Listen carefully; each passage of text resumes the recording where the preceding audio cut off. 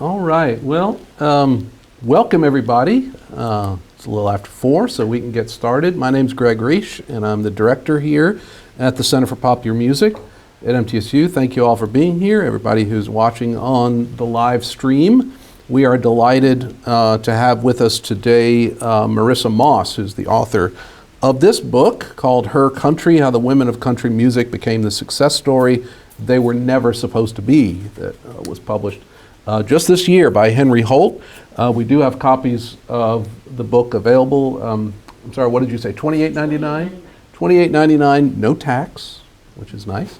And to anybody who is not with us in the room but might be watching on the live stream, if you're an MTSU person, keep in mind also that the book will be available in the campus bookstore for about how long?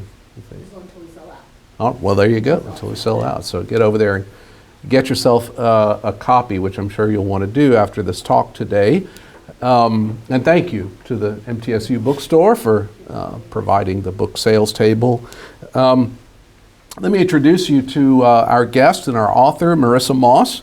She's a freelance journalist originally from New York City, now based in Nashville. She's a regular contributor to Rolling Stone, American Songwriter, Billboard, NPR, and has had bylines in Fader, Nylon, Pitchfork, Entertainment Weekly, The Guardian, Politico, Teen Vogue, and other publications. She has appeared as a guest on the Today Show, Entertainment Tonight, WPLN, and the Pop Literacy Podcast. She was also the 2018 recipient of the Rolling Stone Chet Flippo Award for Excellence in Country Music Journalism, Go International Country Music Conference. And in 2019, she was awarded Best Music Reporter by the Nashville Scenes in their Best of Nashville annual survey. Marissa has written cover stories on artists including Eric Church, Miranda Lambert, John Prine, Margot Price, Guy Clark, and Noel Gallagher. Her breakthrough story on the culture of sexual harassment in the world of country radio, that story was called Inside Country Radio's Dark Secret History of Sexual Harassment and Misconduct, which she wrote for Rolling Stone Country. That is widely regarded as a touchstone in Nashville's Time's Up reckoning. She has also worked for a variety of progressive causes in New York and Los Angeles, including Maria Shriver's Women's Conference, the American Foundation for Equal Rights, and the Special Olympics World Games. So please join me in welcoming Marissa Moss. Everybody.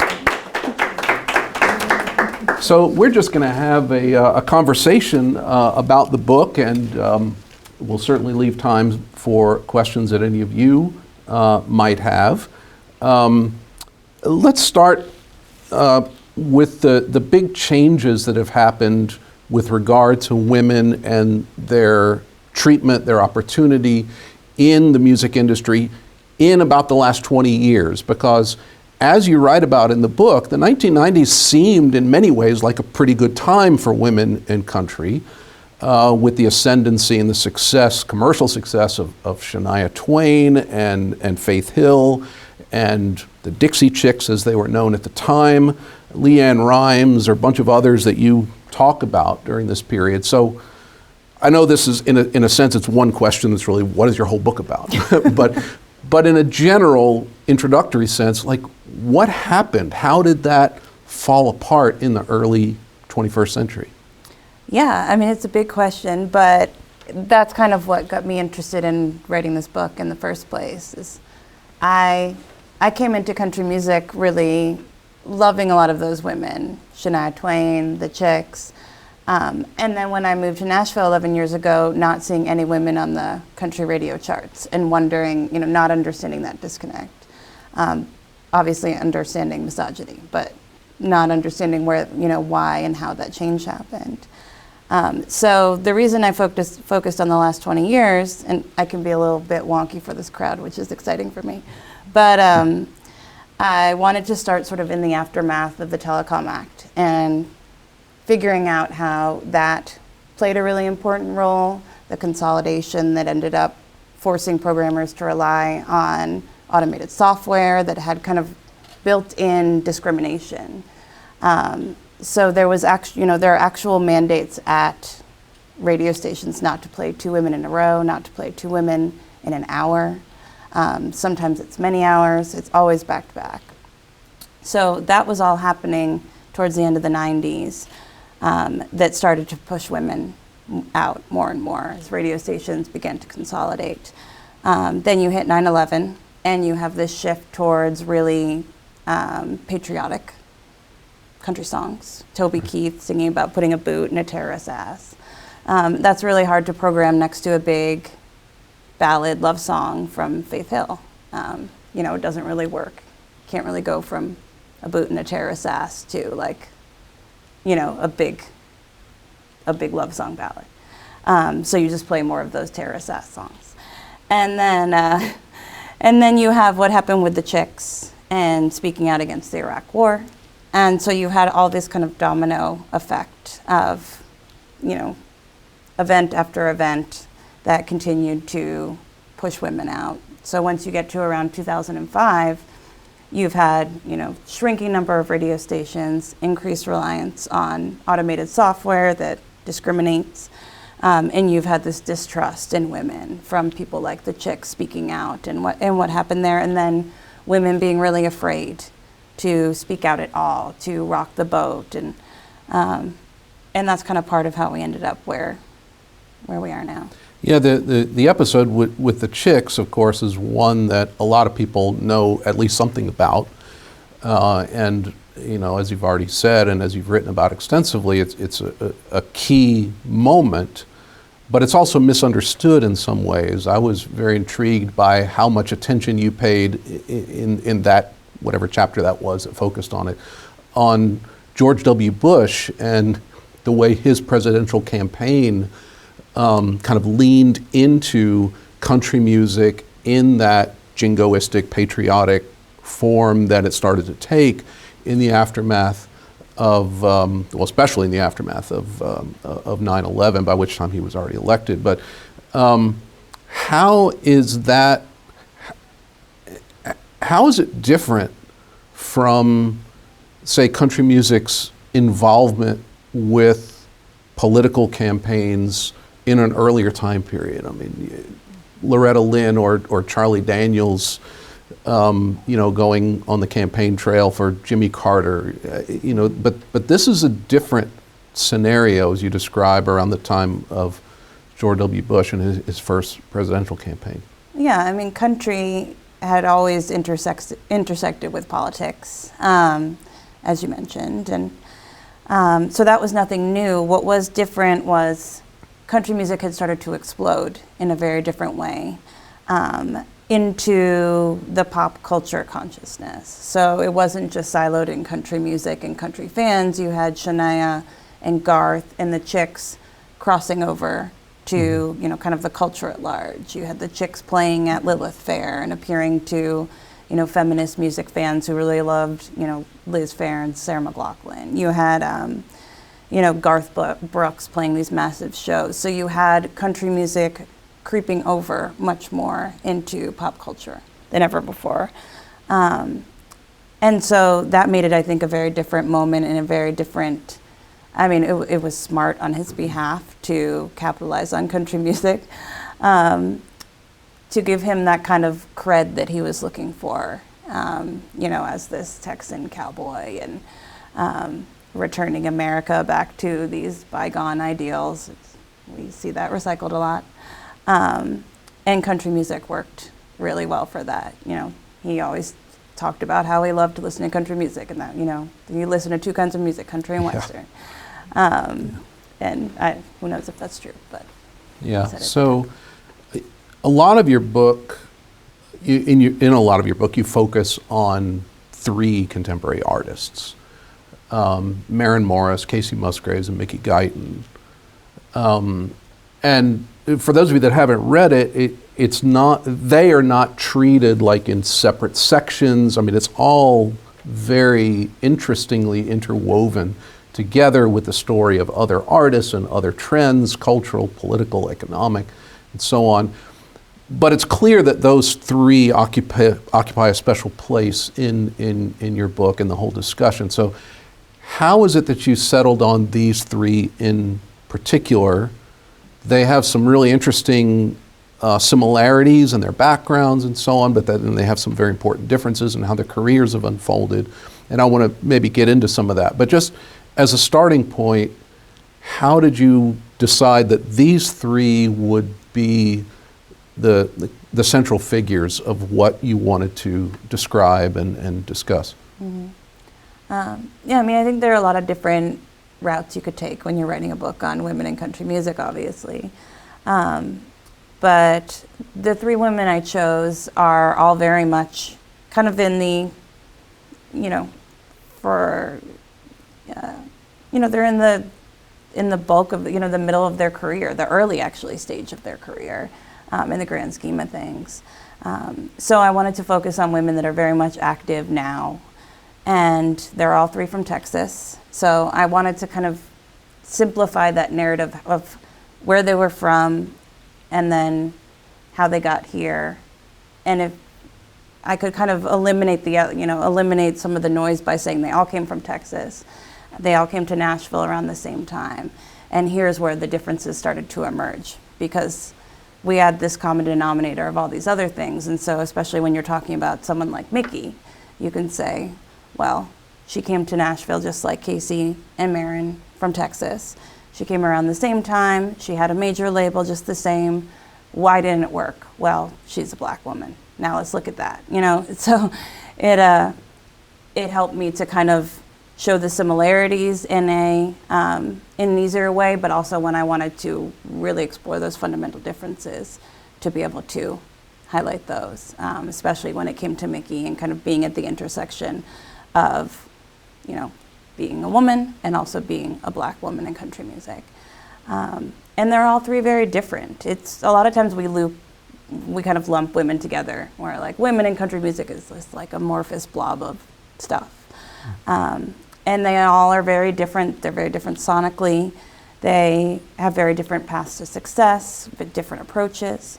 And I wanted to spend time in their stories and highlighting those differences too, and just kind of the really, granular stuff about being an artist that we take for granted when we talk about men and we write books about what men in music or rock or whatever it is. I wanted to give women that space to talk about, learning to play music and songwriting and all of that kind of obvious stuff about that's interesting about musicians. Yeah. Can we talk a little bit about their backgrounds? I mean, you already mentioned that they have Texas in common, and of course Texas has a long and rich history of producing artists and country music, and there's also an interesting history of the kind of pipeline between Texas and Nashville, and so in some ways all three of them fit into that, even though I guess Mickey's career took her by way of Los Angeles and then to Nashville. But why is Texas important for appreciating and understanding all three of these artists? Beyond just the fact that it's a kind of an interesting coincidence or a convenient way to justify talking about them together. There's more to it, obviously, and you talk about the experiences that they all had as kids growing up in Texas. Could you maybe describe that a little bit? Yeah, Texas is a really interesting place musically. It is its own entire world. You can exist as a very successful country artist in Texas and never leave. You can be... It's like a whole other country. It's a whole other country. You can be a regional Texas artist. There are huge, artists that are just like absolute celebrities in the Texas country scene that people on the street, if you, walk up to a random person that does not know country music or does not know Texas country, would not have even heard of the name. So it's really unique in that way, that there's just these massive stars. So you can have that kind of career. You can have a Texas regional country, red dirt career. And there is also a really vibrant Opry scene. So you can start on your regional Opry scene when you're 7 years old, as young as you can sing, you can try out for the Opry. And several of the women in this book did that route. Maren did both, so she started out on her regional Opry stages, but she also played, dance halls and dive bars and those kinds of things. But it's also very limiting to women because of that very same scene. The people that you would know are the biggest stars of Texas country are men. And it's a very uniquely difficult landscape for women to succeed. There is not really a massive breakout regional Texas country star who's a woman in terms of the way we think of like a Robert Earl Keen or something like that.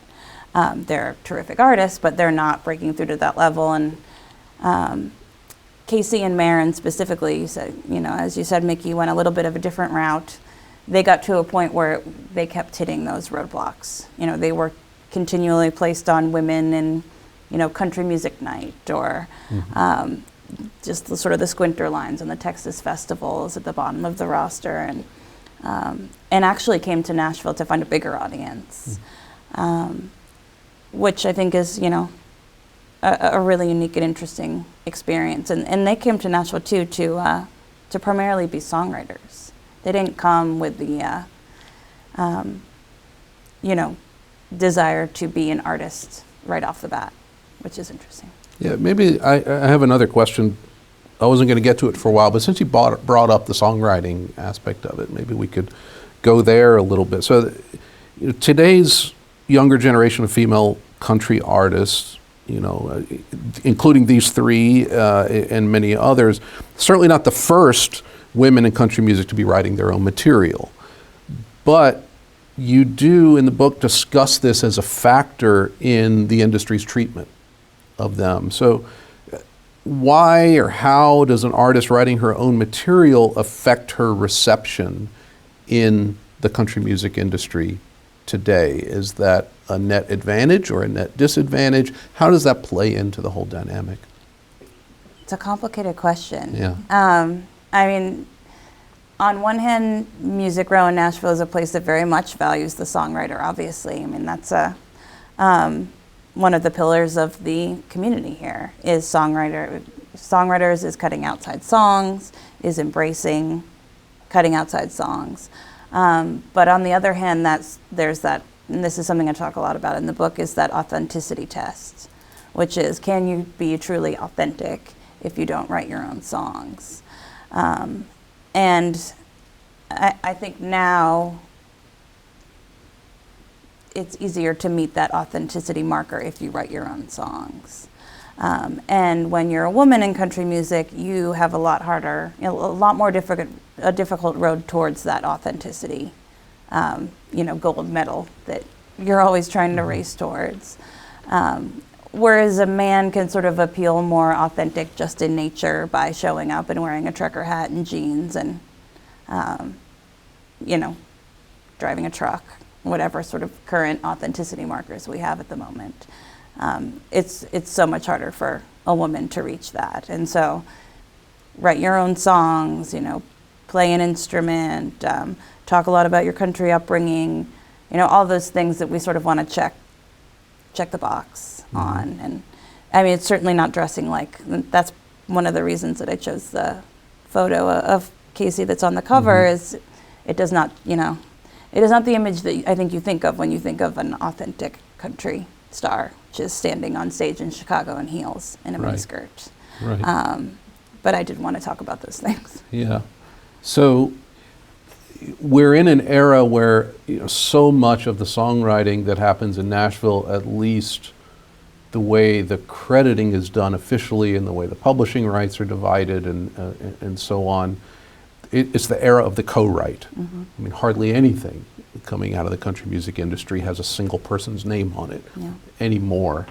Is that a factor that when female artists like these come in with their own material, is it within the industry, is it somehow undermined, not fully trusted because co-writes are everywhere and every artist seems to have his or her name on the songwriting credits, even when people in the industry know that they're not necessarily actively involved in it very much? Yeah, I mean, I think that's Kacey and Maren rather, both came as songwriters first. And I think that really helped them in terms of gaining trust from the Music Row community. So they were kind of paying their dues in those songwriting rooms, in those co-writes, and getting cuts for other people, for Martina McBride and for Tim McGraw before they came and released their own material. And And I'm sure you could kind of, do a little bit of an analysis and, a therapist session trying to understand why young women felt like they needed to sort of be a songwriter first and then have that artist career kind of come to them, especially since they had childhoods where they had been artists. Whereas I think maybe a man would feel more confident to come swagger on in and try to do both at the same time. And you can see that now in a really interesting way where there are a lot of records coming out from female songwriters in their late 30s, early 40s, putting out their first record. Mm-hmm. Like Nicole Gallion just put out her first record. She's a songwriter. Natalie Hemby put out her first record as an artist in her late 30s. And I think that's interesting is just how long it takes for a woman to feel like she can make that crossover. But yeah, I mean, I think coming in as a songwriter was very beneficial to both of them. For Mickey, I don't think it would have, getting into the songwriter room as a black woman in country music is a whole battle just out of the gate. Mm-hmm. So she's constantly and was constantly encountering those roadblocks anyway. Whereas Kacey and Mickey might have been able to get in the door and get into those rights. That was difficult for Mickey to even enter those rooms. So it was those constant barriers for her. Mm-hmm. You mentioned earlier some of the crossover of some of the '90s artists who were achieving great commercial success. Crossovers also an important factor in the careers of these three artists that you write about and a lot of others that are discussed in your book. But the nature of that landscape has changed. In particular, we have the rise of the Americana industry as something of a commercial force. And for an artist like Kacey in particular, it seems to me that she's found a place where even if she can't get commercial country radio play, she's finding new audiences, different audiences, where the markers and the criteria of authenticity are differently constructed, differently understood in the Americana scene. So can you talk a little bit about the importance of Americana as an industry, as a corollary industry, and what it's meant to these artists? Sure, yeah. I mean, one thing I will say is that I chose to go back to your question about why I chose these three women. Mm-hmm. I had thought about, you can talk about Margot Price, Nikki mm-hmm. Lane, there's all kinds of other women making really exciting, interesting country or country adjacent music that are successful more in that Americana space. And I really specifically wanted to use the stories of women who came into mainstream country and wanted to have a career at country radio. Mm-hmm. And that allowed me to make my antagonist kind of country radio and music row, which is what I wanted to do. And but Americana does provide, it's all about having different lanes for success. When you can't get on country radio, when only 10% of songs are by women on country radio, which is really dismal, which means you're fighting for that one spot. You need other places to find room. And Americana has that room for certain artists. And Maren, I think really in particular, Kacey she's kind of blossomed into this, global pop stardom almost. But Maren has found this really interesting lane in that she kind of has one foot in mainstream country and one foot in Americana, which I find, really, really interesting. And also some interesting pop collaborations. And I mean, she had a huge pop smash with The Middle. And then after that, she decided to, appear on stage singing, singing background vocals essentially with the High Women at the Americana mm-hmm. Awards. I mean, that's crazy to me and really exciting. And I think really was a really important move for her to do, even though she wasn't the biggest star in that moment, to kind of make people within mainstream country think differently about Americana too. Which is something that Brandi Carlile started to do that work, but Maren doing it from the position of being on country radio and saying, I can also show up in this space and open up this space to you too is really interesting and impactful. But women should be able to be played on country radio if that's the career they want. I always say that because, you know, there's not a lot of room for women on country radio. We know this. And so everyone is looking for different paths, whether it's streaming, whether it's Americana. But if your dream is to be played on country radio, that should also be available to you. Women should not have to arrive in Nashville and say, this is never going to happen to me, so I have to find this other path. I'm not too optimistic about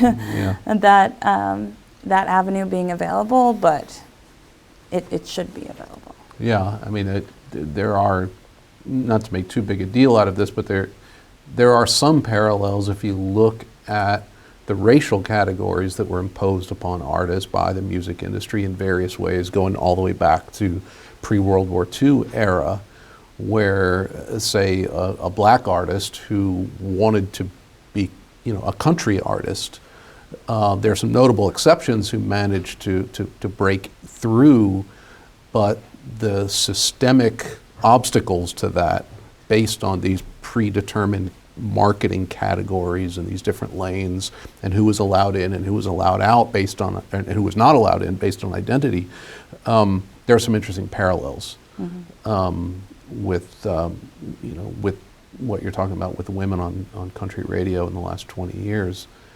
Let's talk a little bit about some of the older generation artists who come up repeatedly in your discussion. This is a time that we're in right now where I think some of the older generations of women in country music are getting a kind of a fresh reassessment in various ways. Critical reassessment, audience reassessment. You know, Dolly Parton is getting more kind of academic attention now for what that's worth. I mean, we had a panel here a couple of years ago by authors of recent books, academic books on Dolly Parton. So there's a certain seriousness and depth with which her career and her contribution is now being treated. There's a whole set of, you know, fresh looks at Loretta's career right now in the wake of her recent passing. There's the revival of Tanya Tucker's career, and Brandi Carlile played an important role in that. So all of these women, and there are many others, you cite in your book as models in one way or another, inspirations in one way or another for the younger generation that's coming up today and is an early part of their career today. But what's changing about, you know, in this whole context, in this whole setting, about how we perceive this older generation of artists whose heyday by some measures would be in the 60s or the 70s, but are still getting attention today? Yeah, I mean, there are a lot of books about Dolly Parton out there. But there haven't always been. There haven't always been. And, you know, I talk about in the book how in the 80s, you know, Dolly Parton was kind of a punchline of, you know, people's big boob jokes. You know, that was kind of your go-to Dolly Parton cultural reference point. You know, and that took a while, even after 9 to 5, still to reframe how we look at Dolly Parton. And now there are a million books about Dolly Parton. I'm glad there are a million books about Dolly Parton. But some people have asked me, kind of annoyed, and like, how come this book isn't, you know, this isn't a Dolly and Loretta book? Like, well, we have a lot of Dolly and Loretta books. We don't need more, from me, at least, you know, write more books. But they're obviously pillars of this book in terms of how they shape the women that are in it. And I think that kind of process of a broader, like, cultural re-examining of those women was happening right alongside these women in the book kind of growing up with them. And I think it's interesting to think about how maybe if you grew up like Mickey worshiping Dolly Parton, you grew up like Kacey worshiping Loretta Lynn, to see how those people have kind of changed in the view of like the broader understanding, how Loretta wasn't really a mainstream figure in a certain way until that, for a certain group of people, until she did that record with Jack White. Mm-hmm. And how that kind of changed people's view of whether or not she was cool or current. And but meanwhile, these women have been listening to Loretta and Dolly and Kitty Wells and all those women, since they were teeny kids. Yeah.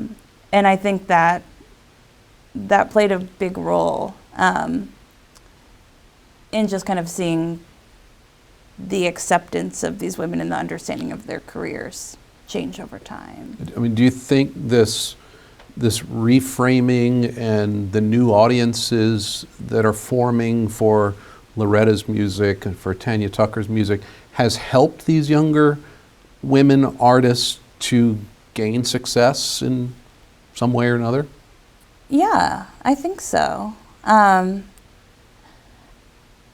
And I think in terms of helping more, it's another way to create more future country artists or more future country fans. Because the difference is that Mickey Guyton could turn on the radio and hear women on country radio. Mm-hmm. You can't hear that anymore. Mm-hmm. So it's really important to be able to understand what the image of a successful female country artist looks Right. like. Right. So if you can't hear it in the car, you can see it through Dolly, so much talk about Dolly Parton, or I'm sure a bunch of exciting stuff that will come looking at Loretta Lynn more closely now, and Tanya Tucker. Those are places where women or people or whoever is interested in country music that isn't represented on country radio can access a female point of view. And see how a whole career can be created, not just, a couple of songs in your 20s. And I think that's really important. Yeah. How, of the younger artists that you discuss in depth, Maren Morris is the one who has had at least some measure of success in country radio. It's been kind of intermittent. And there's also other recognition by the industry in terms of her Grammy and success and so on. What accounts for that? What has given Maren Morris the ability to find at least some limited success through those outlets that are generally denied to other women of her generation? Mm-hmm. It's a good question, and I'll answer that kind of putting aside the obvious of she's really great, because there's a lot of really great people that aren't successful. Right. I happen to think Maren Morris is really great. So that aside, she knows how to play the game, and she's always been really smart about navigating radio, and she still is really smart about navigating radio, even though she's now doing a lot of no-nos in terms of mainstream country music, marching at Black Lives Matter protests and speaking out about gun control and raising money for trans kids. Those are, speaking out politically, especially in liberal causes, big no-no. But even while she's doing that, she's still playing the game. She's still, thinking country radio, talking to country radio, interacting with country radio. And she always did that. She did the radio tours. She understood the importance of these programs, like iHeart has programs called On the Verge that are really, really important for a country artist to get. And she got, those kind of programs early in her career. And so she really understood that and that importance of making country radio feel really loved and special, whereas Kacey did not do that. And even Miranda Lambert did not do that because it's really sucks to be on radio tour when you're a woman. At the in the best circumstances, it sucks. And How so? Well, I wrote the story that you mentioned about inside country radio's culture of harassment, I think it was called, is a 6-month report that I did on how not only is it unpleasant to be on radio tour if you're a woman, and there is also a lot of sexual harassment and worse that happens on radio tour. A lot of 90% of country radio DJs, GMs are men, and they feel very entitled to the women that come into their space. And I had over 30 reports of women that had experienced sexual harassment, sexual assault while on radio tour. And women are told about these things, and they're told just to kind of suck it up and deal with it, because you can't rock the boat if you want to get your single played. And I think, I talk in this book about how Kacey Musgraves was on early radio tour on her first single, and this is on a recording that you can listen to when the DJ that she's talking to is making comments about her legs, and talking about a birthmark that she has on her upper thigh, and doing this out in public. So you can only imagine if he feels that entitled to talk about her in that way in public, on record, what could be happening behind closed doors. So it's a very, some people have better experience at radio tour than others, but for a lot of women, it is a really unpleasant experience. Yeah, I mean, it's incredibly brave, among other things, of Maren to take on that world in her way and know how to play that game, but keeping herself, safe. It's really a remarkable story in and of itself. Yeah. Let's get back to Mickey Guyton and her status as a black woman in the country music industry. And can we talk a little bit about the success or the impact, maybe a better word, of Black Like Me? Such an important song, such an important moment culturally, such a reckoning of sorts for the country music industry and audience. How has she not only been, someone symbolically who has defied or managed to deal with a lot of the systemic obstacles that she's faced, both as a woman and as a black artist, how has she gone even beyond that to become an advocate for change? And Mickey, like we were talking about earlier, she came to Nashville around the same time as Kacey and Maren, which I think a lot of people don't know, as that she had been in Nashville for a decade until she released, before she released Black Like Me, before she released her first album. So while we're talking about the roadblocks that Kacey and Maren encountered, they had still had 2 albums, 3 albums under their belt. So, it's a whole different ballgame when we're talking about Mickey. And she had been, I guess, trying to play by those rules that you're supposed to play by. Putting a single out there, doing the co-writes the best that she could be allowed in the room. And wasn't getting any of that traction at all. She had a single out in 2015. She played at CRS, at Country Radio Seminar, in 2013, and kept being on the verge of that breakthrough and never hitting it. And Black Like Me was a huge moment for her in that she found her niche, in that she could speak to people beyond country music, and show sort of the transformative power of country music within that messaging too. And kind of unlocking so many, I say niche, but that's not the right word. I think it's more like unlocking people that never felt represented by country music, but that have grown up loving it, or always wanted to love it, but felt like they couldn't be safe in that space. I mean, you hear so many stories of, Black fans of country music who said, I always wanted to go to a Miranda Lambert show, but I didn't feel like I would be safe there. Or I went and there was someone standing there next to me in a shirt that had a, Confederate flag on it, and I left. I didn't feel safe. And that happens time and, that a story like that opens that book on the shelf over there, Black Country Music. Yeah. About that experience of being a Black country music fan, and Mickey really unlocked that, I think, for a lot of people. This understanding that there could be a community beyond what's represented on country radio, and to speak to those fans that felt like they didn't have a place, and it's kind of created a movement, I think. And she'll probably never get played on country radio, and I don't think that's pessimistic to say. I think that's being realistic.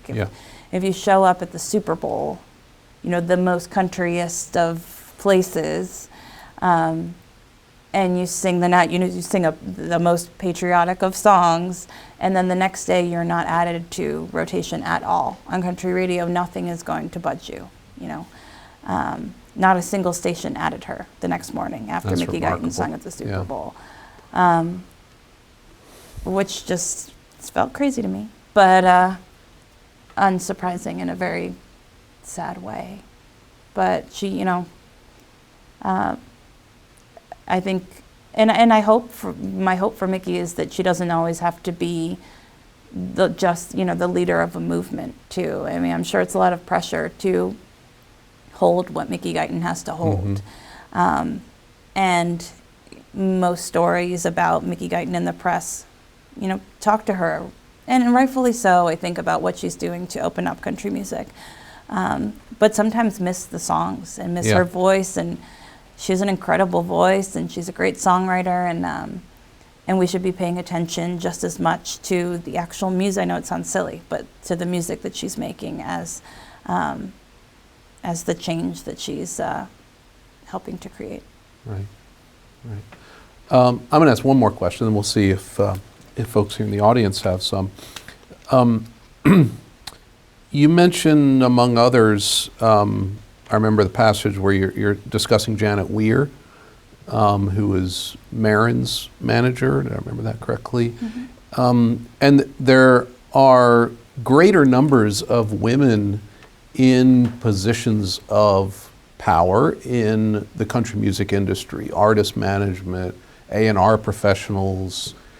How is that a factor in what continue to be these obstacles to women in mainstream country music, especially country radio? I mean, on the surface, it seems like there's a disconnect. You'd think more women behind the scenes in the business roles in the industry would translate into changes for the artist, but we're not really seeing that happening yet. So how is that? Why is that? Yeah, I mean, on the one hand, I did want to pay a lot of attention to women like Janet, who are working behind the scenes, women like Beverly Keel and Change the Conversation, who are working to change this climate for women and doing really important work.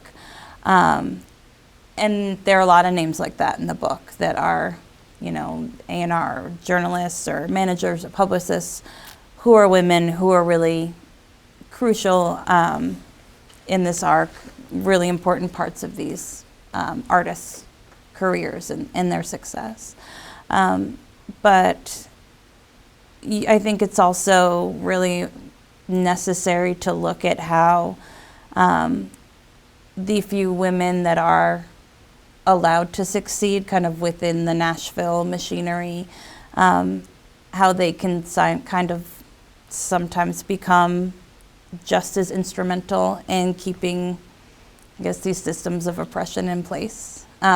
Because if you're in scarcity mode, you're always going to operate that way, especially white women are going to already feel like they're in hyper scarcity mode, and they're going to work just as hard, if not sometimes harder, to keep their place and sometimes not always on purpose, keep other people out, and sometimes on purpose.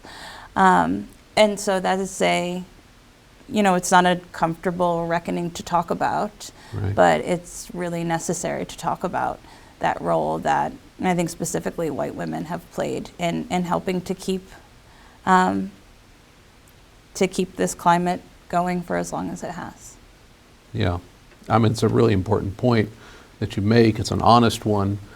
But I mean, the simple fact is that having women in these positions in and of itself doesn't mean that there's going to be change to the system that they're now part of. And that's not the fault of these women. Right. It's the system that they're in. Yeah, and sometimes it's great cover too. Yeah. I mean, you'll see that in Nashville a lot and everywhere, being like, but how can, we'll see it when you look at the CMA, Country Music Association. How can this place be sexist or racist? There's a woman in charge. Yeah. Well, okay. And you'll see that a lot. And I think people think it's a nice cover for having real conversations about how to actually fix the systems.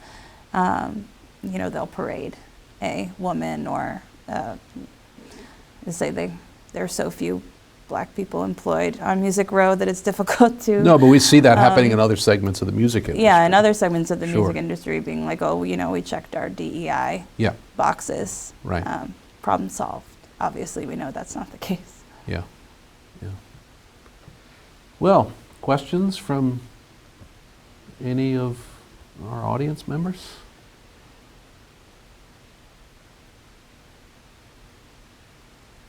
It's okay if you haven't read the book. It's questions.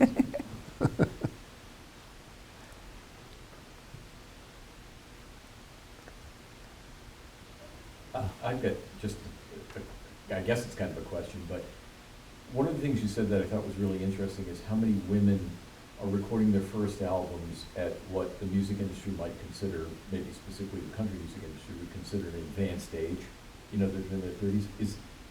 How frequently do you see that? Now, I know you mentioned a couple, but is it happening more often than I would think normally, which would be hardly ever? Yeah. It's really interesting. In the past few years, there have been a couple artists. Nicole Gallion was one that I mentioned, and Natalie Hemby was another that wrote and recorded their first albums in their late 30s. I think Natalie Hemby's now in her early 40s. Are these major label releases? No, they're not. And I think that is a very important distinction, is that these projects that these women are recording and making and releasing are not expected to be successful by, Music Row, music biz standards. If they reach an audience, which they usually do via Americana, then great. They're amazing albums, but they're not expected at all to be successful. And these women have gotten to the point where they have careers as songwriters, and so they have income. They don't need to worry about whether or not the album is successful. They can actually afford to lose money on these albums. And I think that's a really important distinction, is that they're in a financial place to be able to do that. Although it's getting harder and harder to make a living as a songwriter today. Yeah, and those are, two very interesting, but probably very rare in the grand scheme of things. Most women in their late 30s, early 40s can't afford to, record and release an album, let alone without the support of a label at all. But they are very good albums, and I hope that they'll have, a little bit of a ripple effect.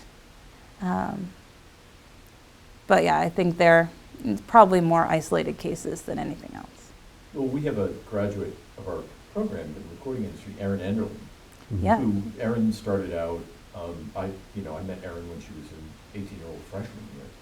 And Erin started out doing exactly what you said. She was a songwriter who wanted to use that as a springboard into performance. And she's doing both of them now, but you know, and I've spoken to her lately, but I would imagine the performance aspect of it has been pretty tough over time.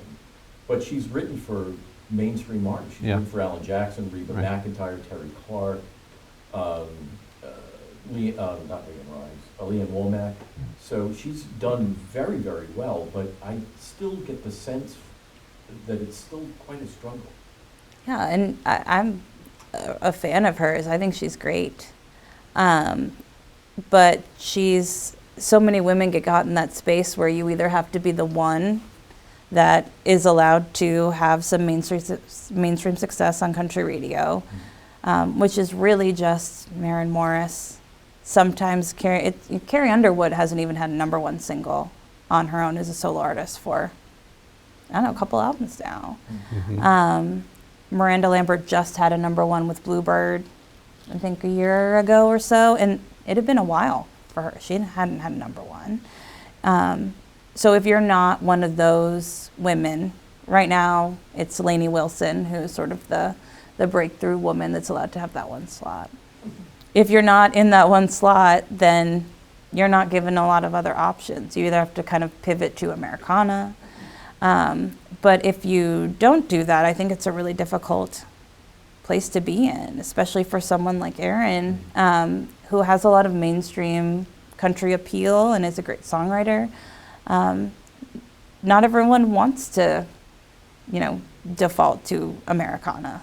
People want to be in country music. They come to Nashville to be in country music.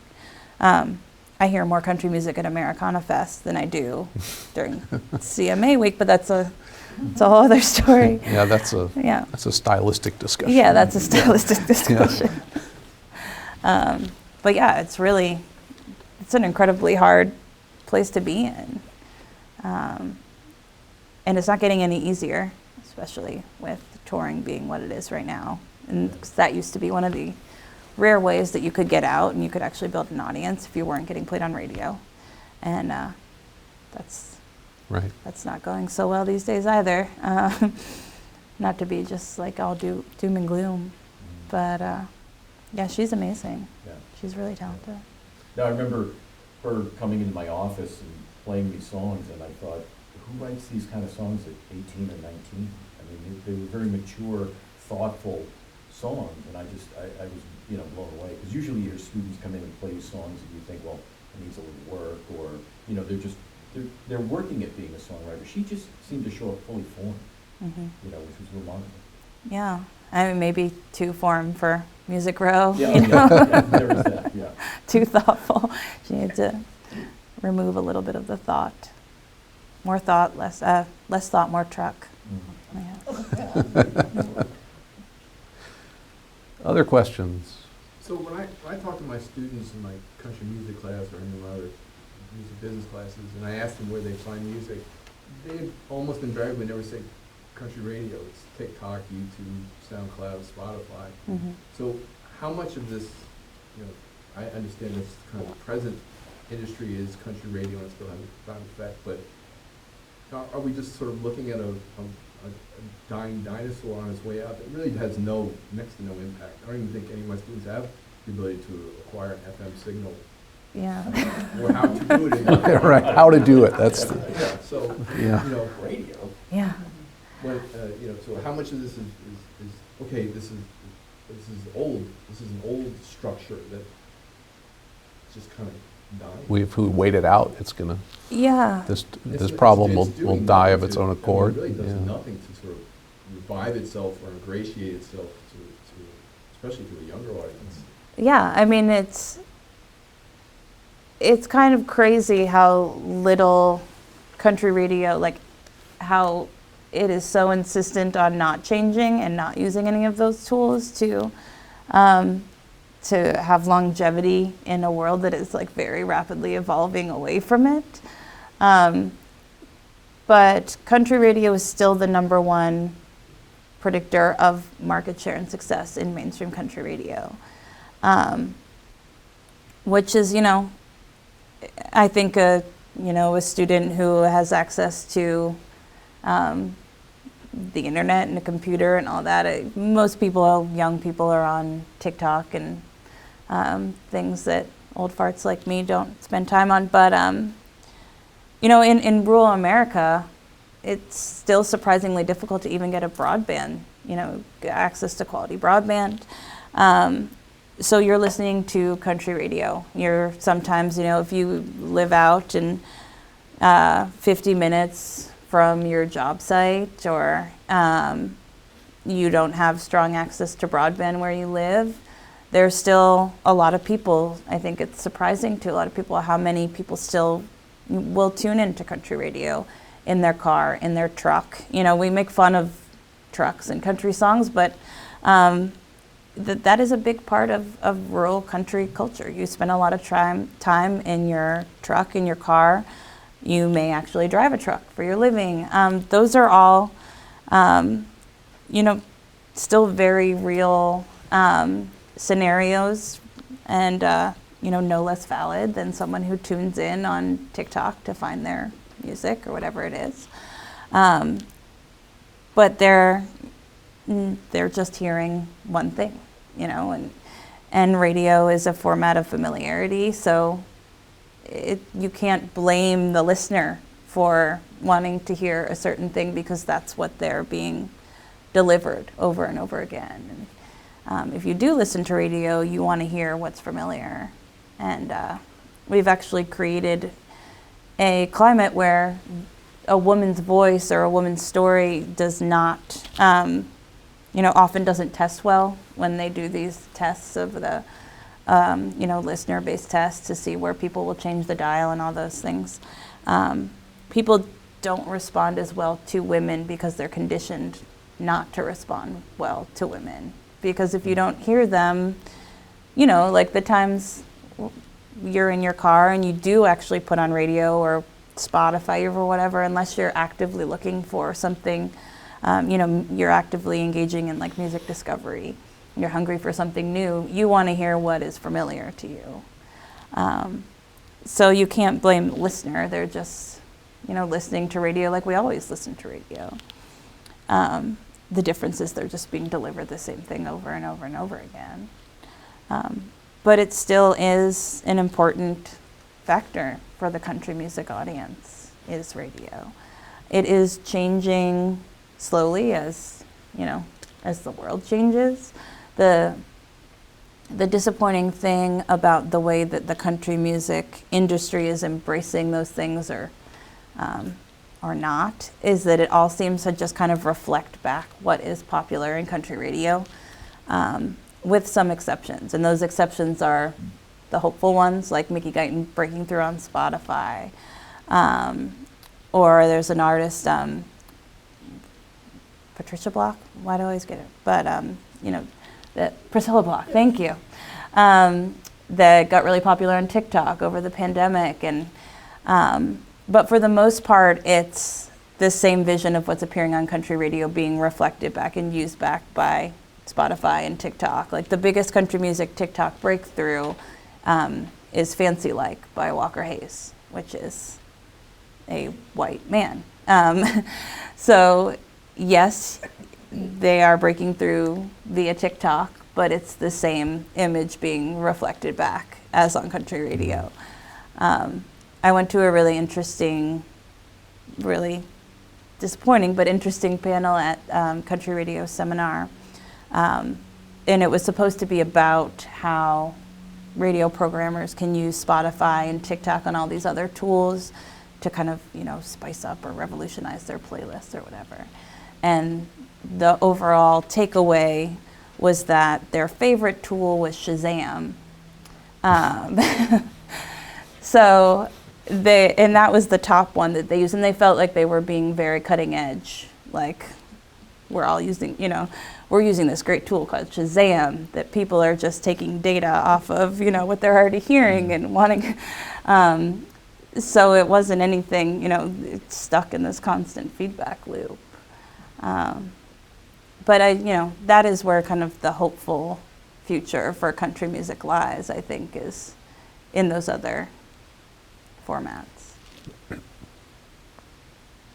Yeah, I think people have been predicting the demise of terrestrial radio for quite some time, and It doesn't seem to want to die for a lot of the reasons that you're talking about. It's a zombie media, Greg. It's dead, but it doesn't realize it. Yeah, well, I mean, my own hunch is that, you know, it's going to be absorbed into radio that's delivered, you know, through cell connections and 5G, because eventually that's all going to be wired into our cars and so on. But it's still going to be the same process. You turn it on to the country station. It won't be one that's broadcasting in your region the old-fashioned way necessarily. It'll be broadcasting through a different technology, Right.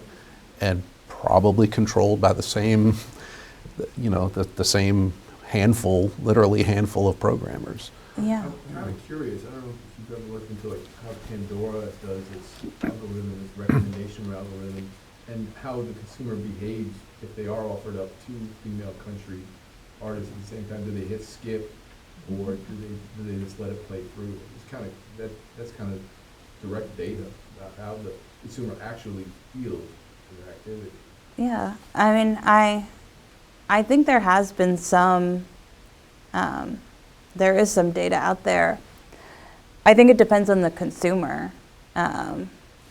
A traditional country radio consumer who really does, you know, listen kind of exclusively to country radio, at least what I've seen in terms of, you know, testing, and does not respond well to women played back to back. Not all the time, but there is data supporting that, because they're not used to it. You know, it's not something that you're born with. You're not like born with this aversion to hearing women's voices back to back. But you're not used to it. You know, you hear that now if you're a country radio consumer and you're like, oh, this is lady hour. You know, like maybe I don't want lady hour because that's just going to be an hour of ladies. You know, you want more than that, but it's you know, we're fully able to like to detangle that. You know, it doesn't have to exist that way. Whereas I think if you find, you know, an 18-year-old who constantly listens to their music through TikTok, and I don't even want to say Spotify, because in the case of Spotify for country music, if you look at their hot country playlist, it's like 8% women. And it's not really any better. But for the average pop listener, I don't think hearing two women back to back is not, it's just normal. It's not anything to hear like Lorde next to Taylor Swift in a playlist. That is a playlist. But for the country listener, it's really unusual. So it's all conditioning, you know. It's nurture. And you know of any, so I worked at Bridgestone for like 3-4 years, and so I've seen like 60, 70 concerts a year, and I was just kind of thinking, I was trying to remember, any male country headliner always had male openers, and female country artists always had female openers. So, you know, why don't they mix it up a little bit, or just... They should, right? Some male country artists are starting to tour with women as openers, and I do think it's helpful. There is this trend now of male-female duets. I mean, it's not a new trend, but we're seeing a resurgence of these male-female duets on country radio. So that's allowing women, I hate to say allowing, but it's giving women like Lainey Wilson and Ingrid Andress actual shots at #1 songs, because they're singing with Cole Swindell and Sam Hunt, and they're being seen by a much broader audience. And so thus, I think they're starting to be taken, they're starting to tour with men more. It's pretty silly, but now their audiences is more familiar with those women because they're hearing them in those duets. This isn't related to your question, but a funny story is I was talking to a programmer, and he was telling me that all his friends are complaining about all of these duets because they're really popular, but they have these rules built in that you can't play two women back to back. So can you play a male-female duet? Can you play two of them back to back? Does that constitute playing two women? And for the most part, they're finding out that it does, and they're stressing out about it because they can't play two of them back to back. You know, either because they have software that says they can't, or they're just, that's not accepted norm at their station. That would be considered, you know, like a lady segment, and you can't do that.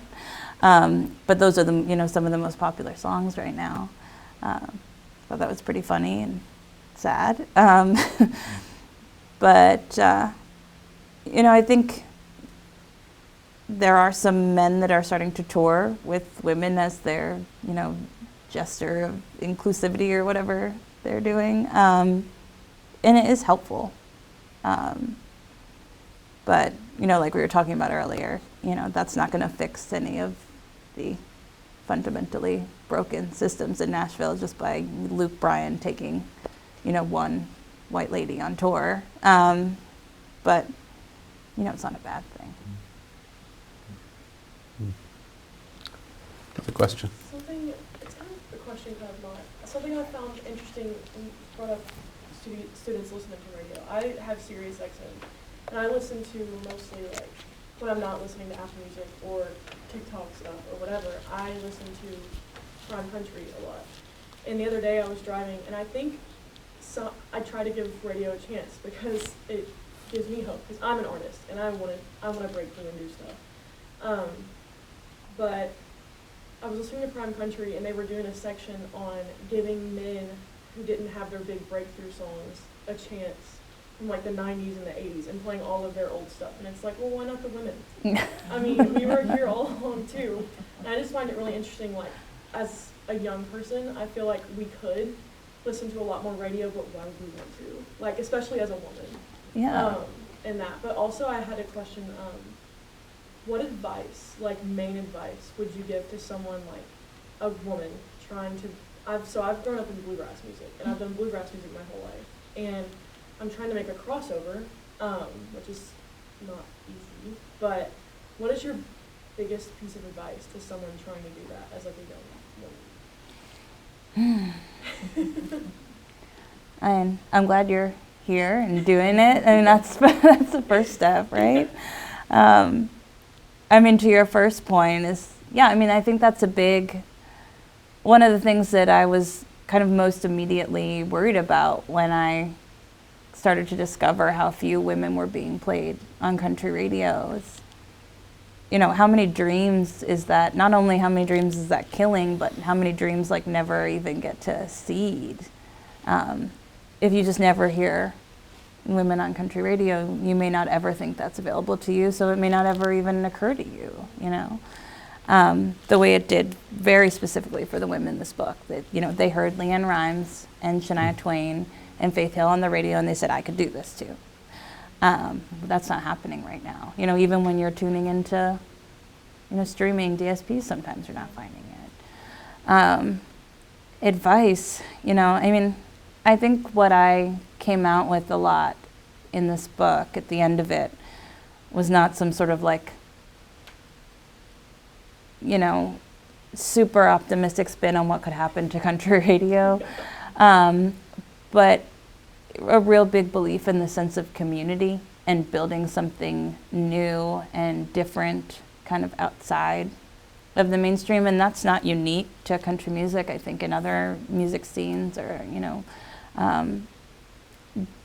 different corners of the culture, it's all about building that separate scene and that separate community where you can thrive and be supported by people that are, you know, interested in the music that you're interested in, and can, you know, help share the spotlight when they have it. And someone I think that's really doing that now in a very visible way is Brandi Carlile. And I'm hoping that will be modeled by other people, is sort of this idea of building a, you know, a separate but equal community that's really supportive and inclusive. And that, I think, is the space to look for in country music right now. Not to kill dreams of country music success, because, you know, like I said, if that's your dream, like, it should stay your dream. You shouldn't have to find something else. But within that, I think, is finding that community of people that will support you and share the stage and pass the mic. And, it's a saying like, the people that will say your name in a crowded room unprompted. That's the community that you want to find. That makes sense. Yeah, thank you. Well, I think that's a good uplifting message and piece of advice with which we can bring this to a close. Let's thank Marissa Moss once again for being here. So we've got a bunch of other Center for Popular Music events coming up over just the next few weeks. It's a really busy little stretch for us with other authors and other guests coming in. So I won't run down the whole list right now because I don't have it memorized anyway. But follow us on social media if you're not already. It's a good way to see what we're up to. And I hope you'll come back and join us for some more events. Thank you all for being here today. Thank you.